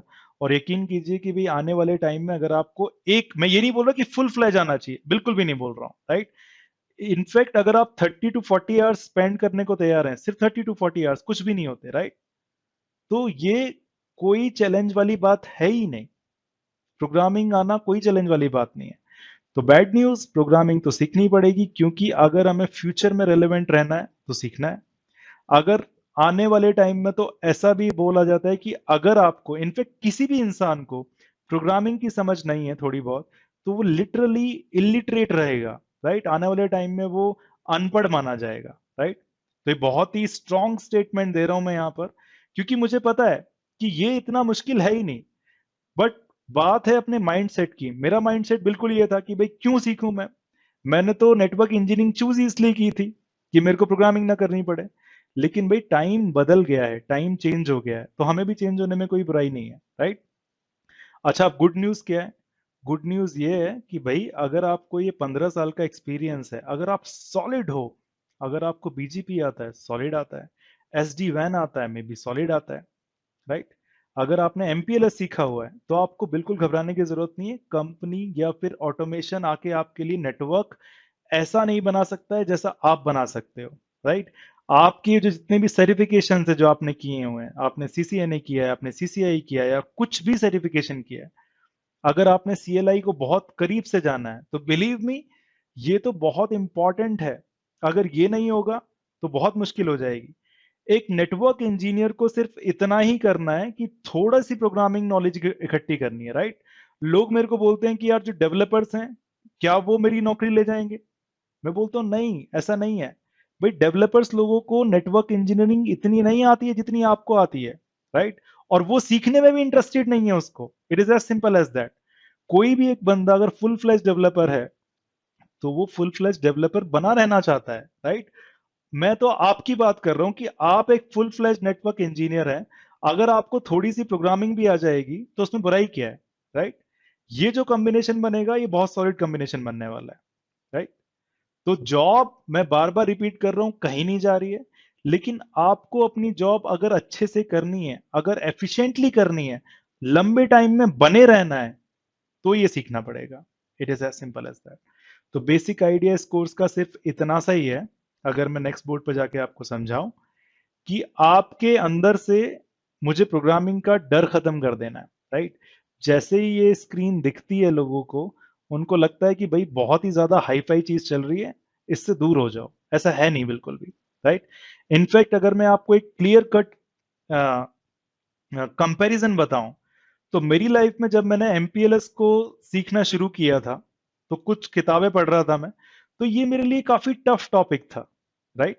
जो कि आज हमने बहुत सिंपली तरीके से समझ लिया, क्योंकि भाई सीधी सी बात है, इतना पढ़ा, इतना किया कि वो समझ में आ गया बहुत आराम से।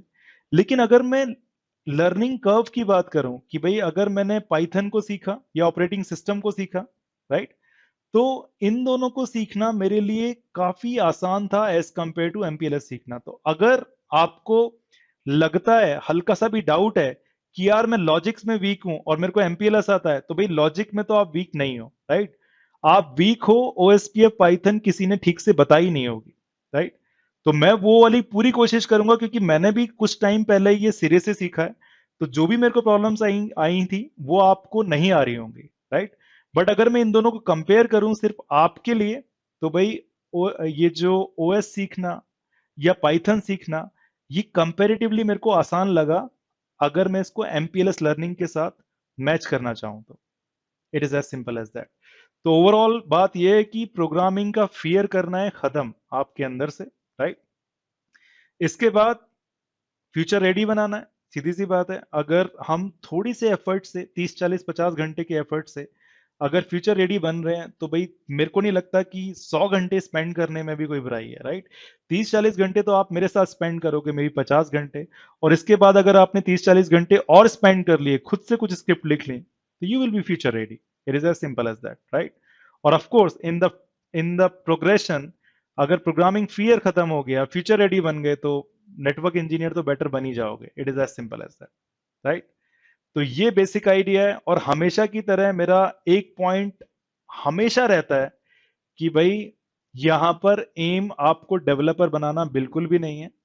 तो आपकी एक्सपेक्टेशंस क्या होनी चाहिए इस कोर्स से, या मैंने एक कोर्स किस चीज को ध्यान में रख के बनाया है, वो सिर्फ इतनी सी बात है कि अगर आप नेटवर्क ऑटोमेशन की दुनिया में, ठीक है, 100 किलोमीटर अंदर तक जाना चाहते हैं, वो 100 किलोमीटर कितना अंदर है मुझे नहीं पता, राइट? मैं तो सिर्फ आपके साथ 20 किलोमीटर तक चलने को तैयार हूं, बट ये है कि ये जो 20 किलोमीटर रहेंगे ये सॉलिड होंगे, राइट? अच्छा, आप में से कितने इंजीनियर्स मेरे जैसे भी होंगे कि भाई जरूरी नहीं है कि मैं पूरा का पूरा 100 किलोमीटर सीखूं।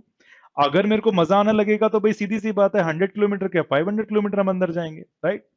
बट अगर मेरे को अपने काम के लिए 20 किलोमीटर चलने की जरूरत है, तो वो स्टेप्स आपके सॉलिड रहेंगे, इस बात की गारंटी है, राइट? और ये बेस होगा आपका, अगर आपको आगे का सफर पूरा करना है तो भाई बिल्कुल कीजिए, राइट? बेस स्ट्रांग है तो आगे आप कर पाओगे। और ये बोर्ड मेरा हर एक क्लास में रहता है। मैंने लगभग बीजीपी पे 15 ईयर्स तक काम किया है। आउट ऑफ 15 ईयर्स लगभग 7 साल तक नेटवर्क्स भी बनाए हैं। लेकिन मैं फिर भी आज की डेट में सिर्फ इतना ही बोलता हूँ कि मेरे को बीजीपी का कोई मेरे को बोलता है कि आप एक्सपर्ट हो, तो मैंने बोलता हूँ कि बिल्कुल भी नहीं हूँ। मुझे तो सिर्फ 5% से सिर्फ 10% तक ही बीजेपी आती है, राइट? और जितने भी लोग यहाँ पर बैठे हुए हैं जिन्होंने वो कोर्स अटेंड किया है, तो उनको ही पता है कि भाई BGP is a vast subject. अगर मैं एक बुक खत्म करता हूँ या एक कोर्स खत्म करता हूँ, तो उस बुक के एंड में रेफरेंस की लिस्ट होती है। उस रेफरेंस की लिस्ट में अगर आप जाओगे, तो हर एक रेफरेंस जो होगा वो अपने आप में एक बुक होगा, आप कंप्लीट कर ही नहीं सकते। It's just like an ocean, right? तो जरूरत किस चीज की है? जरूरत सिर्फ इसकी है कि आपके जो फंडामेंटल्स हैं वो स्ट्रांग हो जाएं, राइट? और फिर आप पीजीपी का कोई प्रोजेक्ट उठा लीजिए, उसके ऊपर कोई भी फीचर होगा, नॉलेज होगी, वो आप प्रोजेक्ट को करते करते गैदर कर लोगे। सिमिलरली यहां भी मेरा तो काम है आपके अंदर से डर निकाल देना, ऑपरेटिंग सिस्टम्स का, प्रोग्रामिंग लैंग्वेज का, ताकि आपके जो फंडामेंटल्स हैं वो स्ट्रांग हो जाएं।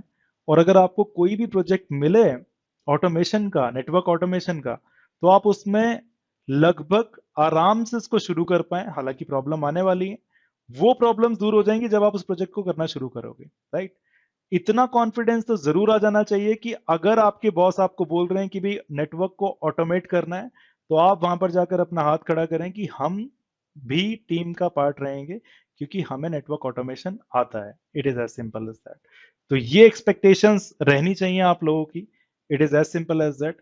आगे के बोर्ड पर जाने से पहले, क्योंकि अब मैं आपको ये बताने वाला हूं यहां पर कि नेटवर्क ऑटोमेशन होता क्या है, राइट? उससे पहले अगर आप लोगों में से किसी का कोई भी डाउट है, तो आप प्लीज मेरे से पूछ सकते हैं। एनीबडी?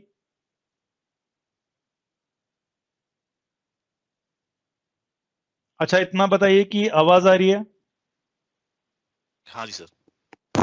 Yes sir. ठीक है। यस। बोर तो नहीं लग रहा है कि यार ये बंदा बोले ही जा रहा है, बोले ही जा रहा है? कुछ इंटरेस्ट आ रहा है?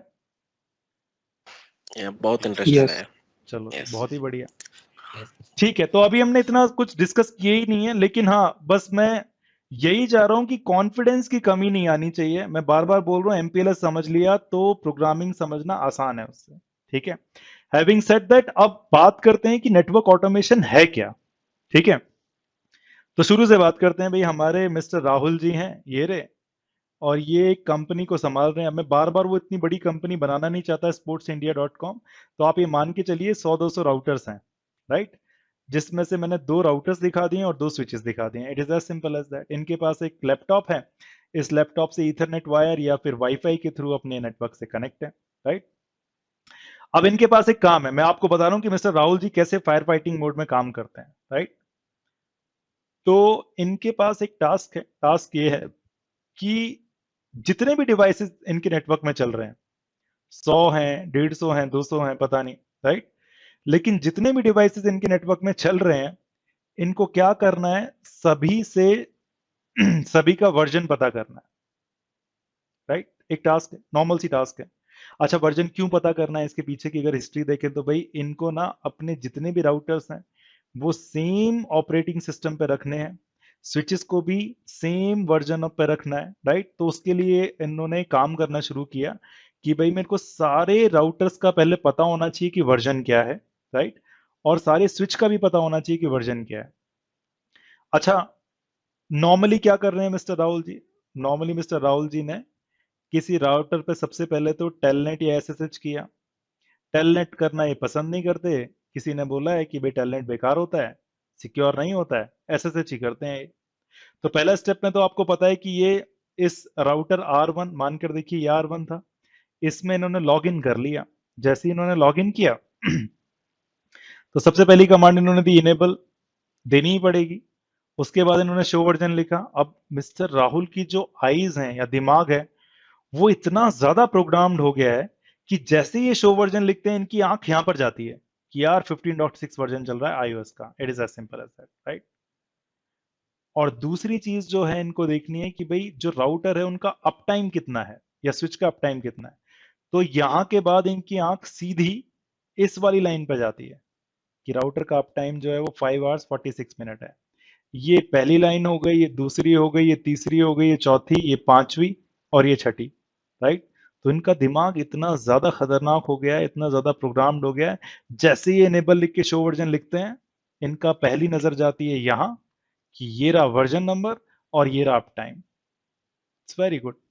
लेकिन इनका दिमाग कितना भी ज्यादा शार्प हो गया हो कितनी भी इनकी नजरें आधी हो गई हो देखने की, आप जरा सोच के देखिए कि अगर ये 4-5 राउटर स्विचेस की बात होती तो भाई कोई प्रॉब्लम वाली बात नहीं थी, कर लेंगे काम बड़े आराम से।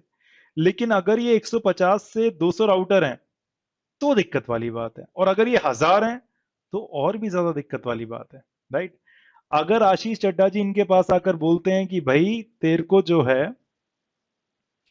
ये जो प्रोजेक्ट करना है, वर्जन नंबर और आपका राउटर का अप टाइम क्या है, ये अगर 1 वीक में देखना है, तो भाई सीधी सी बात है, राहुल जी बोलेंगे यार मैं तो मैन्युअली कर लूंगा, कोई दिक्कत नहीं है। लेकिन अब आशीष जी बोल रहे हैं कि यार मैं किसी और कंपनी में गया था, वहां पर जो उनका नेटवर्क इंजीनियर था उसने तो 1 घंटे में ही करके दिखा दिया था ये सब, और तू मेरे से एक वीक का काम बोल रहा है। तो राहुल जी बोलेंगे कि भाई पता नहीं कैसे कर दिया, मेरे को तो इतना ही आता है। It is as simple as that, right. आप जरा सोच कर देखिए, 200 डिवाइसेस में, राइट, आप लगातार लॉग इन कर रहे हैं, ये कमांड चला रहे हैं, ठीक है, और उसके बाद इन दोनों को एक फाइल में, मे बी एक्सेल शीट में लिख रहे हैं कि भाई ये रहा आपका राउटर, इस पर ऑपरेटिंग सिस्टम का वर्जन और अप टाइम उसका कितना है। ये आप करे जा रहे हैं। मैन्युअली करेंगे तो आपको टाइम लगने वाला है 1000 में, तो बहुत ही ज्यादा टाइम लग जाएगा। It is as simple as that, right. But हम ऐसे ही करना पसंद करते हैं, हमें पसंद ही यही आता है, जाके एसएसएच करो डिवाइस को, टेलनेट करो डिवाइस को, उस पर कमांड चलाओ, यही तो करते हैं हम, हमेशा से यही करते हुए हैं, राइट। अब किसी ने बताया कि भाई इससे और सिंपल तरीका हो सकता है, राइट। इससे और सिंपल तरीका क्या हो सकता है, उसकी बात करते हैं। अच्छा, मैं जो सेकंड बोर्ड पे देखोगे उसको ये मत समझ लेना कि भाई वही नेटवर्क ऑटोमेशन और वहीं खत्म हो गया है। वो एक अप्रोच है करने की, राइट, जिसको देखकर आपको डर भी लग सकता है, तो आपको डराते हैं भाई थोड़ा सा, ठीक है। तो अब मिस्टर राहुल ने अपना दिमाग चलाना शुरू किया। उसने बोला कि यार अगर किसी बंदे ने ये काम को 1 घंटे में कर दिया है, मान के देखिए 500 राउटर है इनके पास, तो कुछ ना कुछ तो ट्रिक की होगी उसने, राइट। तो राहुल जी सोच में पड़ गए कैसे किया है, और इनको याद आया लिंक्डइन का वो मेरा पोस्ट कि भाई अपने टूल बेल्ट में कुछ और टूल्स डालिए ताकि आपका जो 12 घंटे का काम है वो 6 घंटे में हो जाए या 7 घंटे में हो जाए, राइट। तो इन्होंने भी सीखा, इन्होंने पाइथन सीख लिया फौरन, राइट। और अब ये क्या कर रहे हैं, पहला तो सीधी सी बात है कि एक इन्होंने इसी कंप्यूटर में एक प्रोग्राम लिख दिया। प्रोग्राम क्या होता है, प्रोग्राम कुछ भी नहीं है भाई, कुछ इंस्ट्रक्शंस हैं जो इन्होंने लिख दी हैं, ठीक है। अच्छा, मजे वाली बात यह है कि ये जो इंस्ट्रक्शन है, अब इन पर इनका पीसी काम कर सकता है और इनको यहां पर होने की जरूरत भी नहीं है, राहुल जी, राइट। तो राहुल जी ने ये प्रोग्राम लिखा, उसको चलाया और खुद चले गए वॉक पर या चाय पीने। इनको लगा कि 2 घंटे बाद आएंगे तो इनको सब कुछ काम मिलेगा, और एक्चुअल में इन्होंने बनाया भी, राइट। तो इन्होंने एक स्क्रिप्ट लिखी, इसको हम जो भी मैं आपको बोल रहा हूँ कि ये जो पेपर है इस पर इंस्ट्रक्शंस लिखा, राइट, या एक फाइल है उस पर इंस्ट्रक्शंस लिखा, इसी को हम बोल देते हैं स्क्रिप्ट। ये हो गई हमारी स्क्रिप्ट, राइट। और इसको हमने रन कर दिया। स्क्रिप्ट क्या है, रन कैसे करते हैं, ये हम बात करेंगे, बहुत आसान चीजें हैं, do not worry, right. But इनको कहीं से पता लगा, इन्होंने कर दिया। अब देखो क्या कमाल हो रहा है कि ये जो इनका लैपटॉप है, ये जो मशीन है, ये राउटर में लॉगिन कर रही है। पहले कौन कर रहा था, राहुल, ठीक ठीक है। अभी कौन कर रहा है, ये कर रहे हैं मिस्टर राहुल की मशीन, और मशीन में जो चल रही है स्क्रिप्ट, वो स्क्रिप्ट ने इनेबल लिखा जाकर वहां पर। पहले राहुल जी लिख रहे थे, अब स्क्रिप्ट लिख रही है, राइट। स्क्रिप्ट ने उसके बाद लिखा शो वर्जन, ठीक है। शो वर्जन जैसे ही लिखा तो सीधी सी बात है कुछ आउटपुट आएगा, 5 6 7 लाइन जो आई थी, राइट। अब ये जो स्क्रिप्ट है वो तो राहुल नहीं है, सीधी सी बात, राहुल की तो आंख ही में ही जाती थी कि भी कौन सा ऑपरेटिंग सिस्टम का वर्जन है, या अप टाइम तो 7वें नंबर पे लिखा हुआ है, 7वीं लाइन में, राइट। लेकिन स्क्रिप्ट को तो ये सब करना नहीं आता।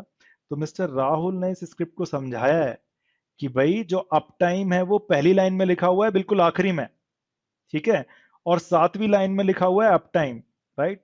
तो इसके लिए इन्होंने बहुत पापड़ बेले इसको समझाने के लिए। एक टर्म होती है जिसको हम बोलते हैं रेगुलर एक्सप्रेशन। फाइल में अगर कोई भी चीज आपको ढूंढनी है तो उसके लिए आपको काफी दिमाग लगाना पड़ता है कि वो कहां पर है। Very very interesting. लेकिन एक बार अगर आप कर दो तो भाई मजा आ जाता है उसमें, राइट। उसके बाद वो खुद करता रहेगा। यही मशीन की खूबी है, यह इस स्क्रिप्ट की खूबी है। तो शो वर्जन लिखा। शो वर्जन लिखने के बाद क्या हुआ कि भाई स्क्रिप्ट ने अब आउट ये दोनों की दोनों इंफॉर्मेशन को निकाला, और स्क्रिप्ट ने ही एक एक्सेल शीट बनाई, और इस एक्सेल शीट में 3 रोज बनाए, सॉरी कॉलम्स बनाए। पहले कॉलम में लिखा इसका नाम, किसका नाम, राउटर का नाम। दूसरे कॉलम में लिखा कि कितने टाइम से वो अप है, और तीसरे कॉलम में लिखा उसका वर्जन क्या है। It is as simple as that, okay.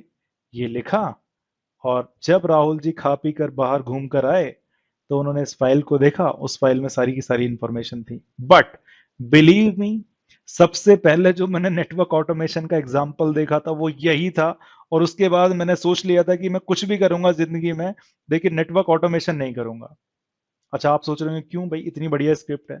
क्योंकि जब मैंने उस स्क्रिप्ट को देखा था तो वो एक्चुअल में क्या हो रहा था, पहले आप टाइप कर रहे हैं, अब आपके बिहाव पर एक स्क्रिप्ट टाइप कर रही है, और उसका काम बहुत मुश्किल हो गया है। सोच कर देखो, आपको रेगुलर एक्सप्रेशन सीखना पड़ेगा, आपको फाइल कैसे बनती है वो सीखना पड़ेगा, आपको एक्सेल फाइल कैसे बनानी है वो बहुत सारी चीजें सीखनी पड़ रही हैं यहाँ पर, राइट। तो मैंने जब ये सीखा था, जब पहली बार प्रोग्राम देखा था, तो मुझे लगा था कि यार मुश्किल है। और सीधी सी बात है, अगर ये अप्रोच रहने वाली है तो नेटवर्क ऑटोमेशन मुश्किल है, राइट। और इसीलिए मैंने यहां पर लिखा है कि भाई यहां तो टू मेनी स्टेप्स हैं। I am not a developer, और डेवलपर ये काम बहुत आराम से कर सकते हैं क्योंकि वो तो करते ही हैं, उनको रेगुलर एक्सप्रेशंस भी आता है, ठीक है। उनको आप थोड़ी सी नेटवर्किंग समझा दो, वही कर लेंगे बड़े आराम से, राइट। बट आपको नेटवर्क इंजीनियरिंग काफी ज्यादा आती है, आपको बस ये थोड़ा सा सीखना है। It is as simple as that, right. But मुझे ये थोड़ा सा उस टाइम थोड़ा सा नहीं लग रहा था, मुझे लग रहा था बहुत ज्यादा है। और ये मैं अपना एक्सपीरियंस शेयर कर रहा हूँ, लगभग 4 या 5 साल पुरानी बात है किसी ने मेरे को एक स्क्रिप्ट बना के दी थी, तो मैंने उसको बोला कि भाई मेरे लिए तो अब तू ही स्क्रिप्ट बना दिया कर, मैं तो नहीं बनाने वाला, ये तो भाई मुश्किल काम है, राइट। हैविंग सेड दैट, ये एक अप्रोच है जिससे मिस्टर राहुल का टाइम तो बच गया। अब उनको 1000 राउटर में जाकर लॉगिन नहीं करना पड़ रहा है, क्योंकि ये स्क्रिप्ट पहले इस राउटर में जाती है, उससे डेटा लेती है। एंड बाय द वे, आप ऐसा भी कर सकते हो कि ये स्क्रिप्ट एक ही साथ कई राउटर में एक साथ लॉगिन करे और देखे, मे बी 20 राउटर में भी, 1000 राउटर में एक साथ भी लॉगिन करके आप ये काम कर सकते हो। It is as simple as that, right. और अगर आप करोगे तो भाई सीधी सी बात है, वो जो पूरा एक हफ्ते का काम था वो 10 मिनट में भी निबट सकता है। बट ये अप्रोच मेरे को जो है वो थोड़ी सी परेशान कर देने वाली लग रही है। तो क्या, मुझे लगता है कि कोई भी इसको देखेगा तो बोलेगा कि यार इसमें तो इतनी सारी माथापच्ची है, इतनी सारी चीजें करनी है, क्या कोई स्ट्रक्चर्ड तरीका है, क्या कोई सिंपल तरीका है इससे करने का? तो यकीन मानिए कि पिछले 5 सालों में या 6 सालों में इतना ज्यादा चेंज हुआ है नेटवर्क ऑटोमेशन की दुनिया में कि इसने इसको बहुत ज्यादा आसान बना दिया है, राइट। आपको दिख रहा होगा कि अब तो बहुत सारे लोग बड़े आराम से ऑटोमेशन कर लेते हैं। इसलिए नहीं है कि नेटवर्क ऑटोमेशन मुश्किल है या आसान है, इसलिए कि इतना ज्यादा काम हुआ है अभी राउटर स्विचेस पर, उसको इतना ज्यादा आसान बना दिया गया है कि कोई भी बंदा बड़े आराम से समझ सकता है, राइट। अगर आपको यकीन नहीं होता तो देखते हैं आगे, कि मैं तीसरी अप्रोच की बात कर रहा हूं। सेम चीज है, सेम ही काम है, राइट। बट अब ये मिस्टर राहुल क्या कर रहे हैं, राहुल ने और भी ज्यादा पढ़ा। राहुल ने बोला कि भाई ऐसे तो काम नहीं करूंगा मैं जैसे ये है। तो इन्होंने और स्टडी की, तो इन्होंने पाया कि यार ये जो राउटर्स हैं, अब जो नए राउटर्स आए हैं, ये ज्यादा इंटेलिजेंट है, राइट। इनको आपको इतना सब कुछ समझाने की जरूरत नहीं है। आपको ऐसा नहीं करना है कि भाई एक प्रोग्राम ऐसा लिखें जो इसकी CLI पे जाके ये सारी चीजें लिखें, नहीं। अब क्या हो रहा है, ये जो राउटर्स हैं, इन पर ऑटोमेटिकली कुछ ना कुछ ऐसा हुआ हुआ आता है कि आप तो बस उससे बात करो उनकी भाषा में और वो आपको रिप्लाई करेंगे। It is as simple as that. मान के देखिए, मेरे पास मेरा एक लैपटॉप था और ये मेरे पास एक राउटर है। अब ये जो राउटर है इसको हम बोलते हैं प्रोग्रामेबल राउटर है, ठीक है। ये बेसिकली आपको एक ऐसी इंटरफेस देता है कि आप उस इंटरफेस के थ्रू इस राउटर से बात कर सकते हैं। और ये बात ही हो रही है। ये जो लैपटॉप है, इसने पूछा कि भाई आपका OS वर्जन क्या है, और राउटर ने इसको जवाब दिया कि भाई मेरा iOS नंबर ये है। अब वो सारी चीजें सब खत्म, कि भाई आपको लॉगिन करना है, आपको शो वर्जन कमांड चलानी है, शो वर्जन की कमांड के आउटपुट को एक फाइल में लिखना है, फिर उस फाइल को पास करना है कि कहां पर क्या क्या लिखा हुआ है। वो तो बहुत हेडेक का काम था। अब ऐसा नहीं करना है, आपको राउटर को बोलना है कि भैया तेरा ऑपरेटिंग सिस्टम वर्जन क्या है, वो आपको जवाब देगा। ये मैं बहुत सिंपल चीजें बता रहा हूँ, राइट। इतनी सिंप्लिसिटी हो गई है। आपको बोलना है अप टाइम क्या है, वो देगा, राइट।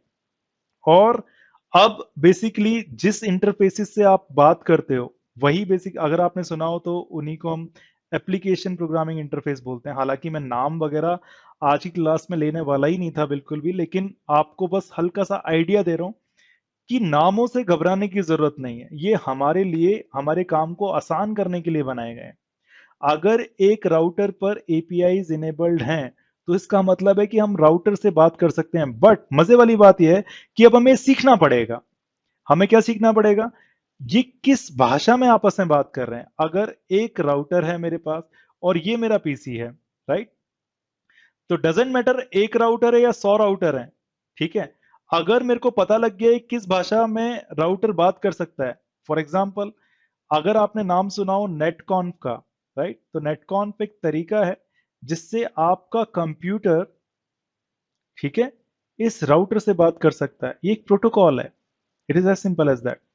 और अगर आपने नेटकॉन्फ की कुछ रिक्वेस्ट की है, तो उसी रिक्वेस्ट को ये वापस कर देगा। और आप इन सब से घबराएंगे नहीं। घबराएंगे क्यों नहीं? क्योंकि आपने तो ये हजारों बार किया है। अरे भाई, अगर आपके पास 2 राउटर्स होते थे, R1 एंड R2, अब यहां पर ज्यादा समझ में आएगा। अगर इस राउटर R1 को शेयर करना है कि इसके पास कितने राउट्स हैं, मानकर देखिए इसके पास राउट नंबर 1 है, 2 है, 3 है, 4 है, 5 है। इस वाले राउटर से शेयर करने हैं, राइट? तो कैसे करेंगे भाई? इनके बीच में एक कॉमन लैंग्वेज तो होनी चाहिए, और वो कॉमन लैंग्वेज आपने पढ़ी हुई है। अगर आप इसके बीच में OSPF को कॉन्फ़िगर कर दो, राइट, तो ये सारे के सारे राउट्स यहां पर आ जाएंगे, OSPF प्लांट राउट है। की क्या है इस डिस्कशन का? कि ये है कि भाई R1 और R2 को भाषा समझ में आनी चाहिए एक दूसरे की, और वो जो भाषा है वो OSPF है, राइट? यहां पर आपका जो लैपटॉप है या आपकी जो मशीन है वो बात करना चाह रही है इस राउटर से, तो एक ऐसी कॉमन लैंग्वेज होनी ही चाहिए जो इन दोनों को समझ में आए, राइट? अब आप में से बहुत सारे लोग मेरे को बोल रहे होंगे कि यार अगर ये नेटकॉन या रेस्टकॉन यही भाषा है तो आप मेरे को पाइथन सिखाने के लिए क्यों बोल रहे हो? आप मेरे को यही सिखा दो। So do not worry about it. हम नेटकॉन रेस्टकॉन तो सीखेंगे ही सीखेंगे, लेकिन एक इंपॉर्टेंट लैंग्वेज है पाइथन। अगर आपने वो सीख लिया तो बाकी की चीजें सीखना बहुत आसान हो जाता है, और ये सारी की सारी चीजें आप एक पाइथन में ही यूज कर रहे होंगे। यकीन नहीं होता, हम धीरे धीरे पढ़ेंगे, do not worry about it. But ये जो अप्रोच मेरे को दिखी पिछले एक साल में, तो मुझे लगा कि यार ये तो प्रोग्रामिंग की दुनिया भी बहुत ही ज्यादा सिंपल हो गई है, राइट?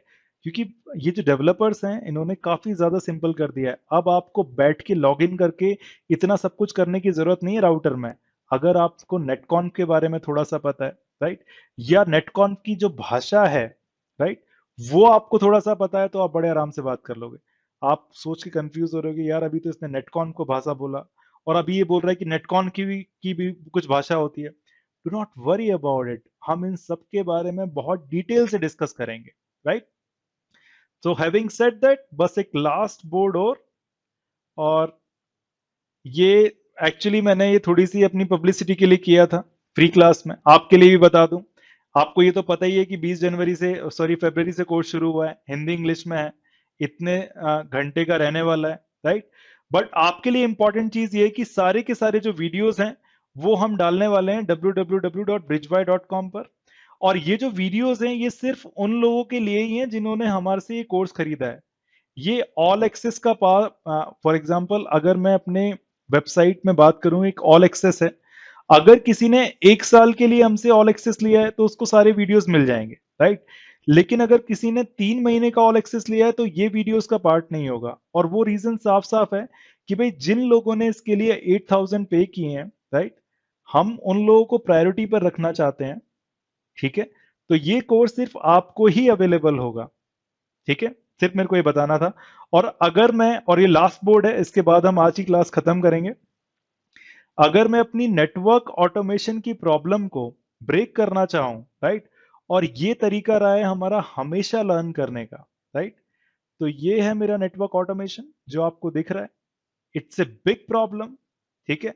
और बड़ी है तो कोई प्रॉब्लम नहीं, इससे बड़ी बड़ी प्रॉब्लम सीखी है हमने। तो आप सोचकर देखो, हमने पूरी राउटिंग को ऐसे ब्रेक किया था, राइट?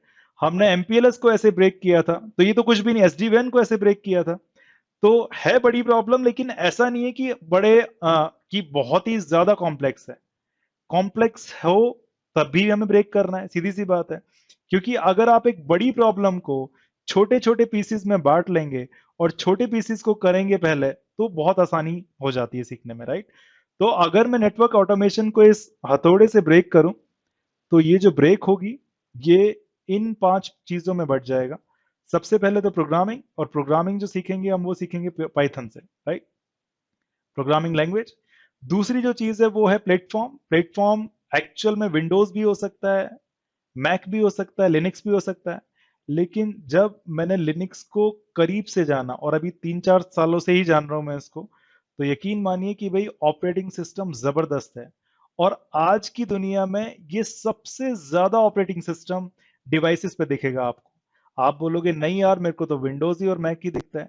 आपको मैं सिर्फ एक एग्जांपल देता हूं कि आपके जितने भी एंड्रॉयड सिस्टम है, और एंड्रॉयड जो आपके फोन्स हैं, वो लगभग 70% फोन है सारे फोन्स का, राइट? और इन सारे के सारे 70% फोन्स पर लिनक्स चल रहा है। आपको जितने भी छोटे मोटे डिवाइस, रेस्पबेरी पाइज, या अगर आपने नाम सुना हो, तो उन सब में भी लिनक्स चल रहा है। जितने भी इंटरनेट पे सर्वर हैं, लगभग 2/3 ऑफ द सर्वर, मैं छोटी मोटी बात नहीं बोल रहा हूं, मैं बोल रहा हूं इंटरनेट पे 60% से ज्यादा जो सर्वर्स हैं जिनके ऊपर आपकी वेबसाइट चल रही है, कुछ और चल रहा है, वो सारे के सारे लिनक्स पर ही चल रहे हैं, राइट? इतना ज्यादा यूज हो रहा है तो यार सीख लेना चाहिए। एंड बिलीव मी, लोगों को डर लगता है लिनक्स से क्योंकि वो यूजर फ्रेंडली नहीं है। यार वो यूजर फ्रेंडली बनाया ही नहीं गया है, सीधी सी बात है। बट अगर आपने इसमें 10 या 15 दिन लगा दिए अपने, तो इससे आपको इतना ज्यादा प्यार हो जाएगा कि आपको लगेगा कि यार बाकी की चीजें तो बेकार ही हैं, राइट। तो for example Windows operating system है या मैसिंटोश ऑपरेटिंग सिस्टम है, ये एक्चुअल में बनाए ही गए थे कि जो नॉर्मल यूजर्स हैं उनको इस पर काम करने में बड़ी आसानी हो। और हमें भी बहुत आसानी होती है तो हम भी यूज करते हैं। लेकिन आप यकीन कीजिए, जब हम इस कोर्स में लिनक्स को जानेंगे तो आपको बहुत मजा आने वाला है, क्योंकि लिनक्स को भी हम स्क्रैच से ही सीखेंगे, राइट। तो शुरुआत करेंगे हम लिनक्स से, फिर हम सीखेंगे पाइथन। इसके बाद अगर मैंने प्रोटोकॉल लिखा है तो सीधी सी बात है, प्रोटोकॉल ओएसपी या बीजीपी तो नहीं है। ये जो प्रोटोकॉल होने वाली है ये होगी आपकी नेटकॉन या रेस्टकॉन, ये सीखेंगे हम यहाँ पर, राइट। फिर इसके बाद data modelling and data representation. नाम थोड़े से खतरनाक हैं लेकिन चीजें बहुत आसान है। इसके अंदर हम सीखेंगे यांग, एक्सएमएल या फिर जेसॉन, ये सब बात करेंगे। और एक ऑटोमेशन टूल की भी बात करने वाले हैं जो कि होगा एंसिबल। लोगों ने पूछा है कि भाई पोस्टमैन के बारे में भी आप बताओगे या नहीं बताओगे, तो यार वो भी एक टूल ही है। अगर ये आ गया या फिर इतना सब कुछ कर लिया आपने ये चारों, तो ये टूल सीखना तो बहुत ही आसान बात हो जाएगी। It is as simple as that. ये है एजेंडा, ये करने वाले हैं हम, राइट। और मैं ये बोल रहा हूं कि एम आपको डेवलपर बनाना बिल्कुल भी नहीं है, क्योंकि मैं खुद ही नहीं हूं, राइट।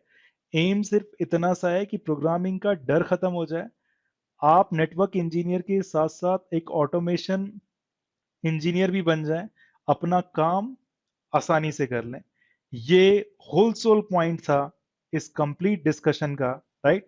और कल से हम ऑपरेटिंग सिस्टम की बात करना शुरू करेंगे और हम लिनक्स को बहुत करीब से जानेंगे। कल से नहीं, by the way, day after tomorrow, Wednesday को इसी टाइम पर। अब मैं पूरी तरह से ओपन हूं आपके क्वेश्चंस के लिए, क्योंकि मुझे लग रहा है कि पिछले 1 घंटा 15 मिनट में मैंने काफी चीजें बोली हैं, राइट। और मेरे पास हालांकि टाइम थोड़ा कम है अभी, 8 मिनट का, क्योंकि हिंदी इंग्लिश वाली क्लास शुरू होने वाली है। तो प्लीज आप क्वेश्चन पूछिए अपना, एनीबडी। ए विष्णु मिलिंद जी, हाँ जी।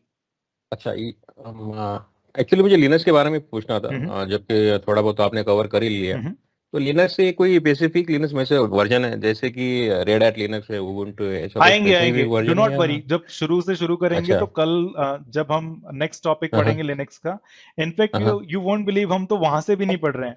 अगर मैं आपको अगला बोर्ड अच्छा। दिखाऊं तो हम तो और भी हम्म, पहले से पढ़ रहे हैं कि भाई ऑपरेटिंग सिस्टम होता ही क्या है, वाई क्या, होता क्या राइट। है? तो आपको पढ़ के अच्छा। बहुत ही मजा आ जाने वाला है कि भाई हम्म, ऑपरेटिंग सिस्टम बड़ी आसान चीज थी, राइट। थोड़ा कॉम्प्लिकेटेड हो गया क्योंकि हम्म। हमें सिर्फ कमांड्स के जरिए उसको सीखने को मिला। अगर सिर्फ कमांड सीखोगे तो मुश्किल लगेगा, लेकिन फिलॉसफी समझ जाओगे तो मुश्किल नहीं लगेगा। ओके, तो मेरा सेकंड क्वेश्चन ये हाँ था जी। कि जो हम पाइथन सीखने वाले हैं, कि पाइथन का जो स्क्रिप्टिंग होगा, हम्म। क्या हमें लिनक्स पे रन करना पड़ेगा या फिर? रन तो आप विंडोज में भी कर सकते हो, लेकिन मैं आपको शुरू के 10 घंटे में लिनक्स में ऐसा बना दूंगा कि आपको जो घबराहट होती थी कि भाई लिनक्स पे नहीं चलेगा या होगा, वो नहीं होगी, राइट। तो आप खुद ही बोलोगे कि यार लिनक्स पे नहीं चलाएं तो मैं ये ज्यादा बेटर क्वेश्चन है। नहीं मैं ये क्वेश्चन इसलिए पूछ रहा हूँ क्योंकि मेरे पास जो मेरा पर्सनल लैपटॉप, ऑफिशियल लैपटॉप है, उसमें तो सिर्फ विंडोज ही है। कोई बात नहीं, हम एक्चुअली ऐसा भी कर सकते हैं। ये भी सारे सवालों के जवाब मिल रहे होंगे कि भाई मैं EVE-NG पर लिनक्स मशीन भी बनाऊंगा और आपके XE राउटर्स भी बनाऊंगा, ताकि हम एक ही मशीन पर सब कुछ कर पाए, राइट। वो छोटे छोटे कंटेनर्स होते हैं, डॉकर्स होते हैं, आपकी ऑफिस की मशीन में भी चल जाएंगे, do not worry. Okay. Okay, तो उसका आप प्रोसेस सिखाएंगे कैसे बिल्कुल करेंगे तो? सिखाएंगे जी। अब तो 40-50 घंटे ओके। आपके साथ ही हैं। ओके, ठीक। Thank you very much. Anybody else? ठीक है, किसी को भी क्वेश्चन है तो हाई हैंड रेज एक कीजिए। एक हाँ जी, एक एक क्वेरी है छोटी सी। बिल्कुल। गोइंग फॉरवर्ड आप ये जो वीडियोस अपलोड करोगे हम्म। ब्रिज वाई पे, उसका एक्सेस मतलब कैसे होगा? देन कोई हमारे क्रेडेंशियल्स बनेंगे या हाँ, मैं आपको बता रहा हूँ कि आप कैसे होने सभी वाला है? लोगों को सिर्फ bridgewire.com पर जाकर रजिस्टर कर लेना है, ठीक है। ठीक है। और रजिस्टर करके आपको बस दैट्स इट, अपना यूजर नेम मेरे को भेज देना है। और बहुत अच्छा रहेगा कि आप ईमेल आईडी वही भेजें जो आपने इस कोर्स को रजिस्टर करते हुए किया था, राइट। तो जैसे ही आप दोगे, करेक्ट। आपको जैसे ही आप रजिस्टर करोगे साइट पर, कोई ना कोई यहाँ से विद इन 1 और 2 डेज आपका एक्सेस दे देगा। इन द मीन टाइम शुरू के 2 या 3 वीडियोस तो वैसे ही यूट्यूब पे जाने वाले हैं और 1 हफ्ते के अंदर आपको एक्सेस मिल जाएगा वेबसाइट का। Do not worry. ओके, ठीक है।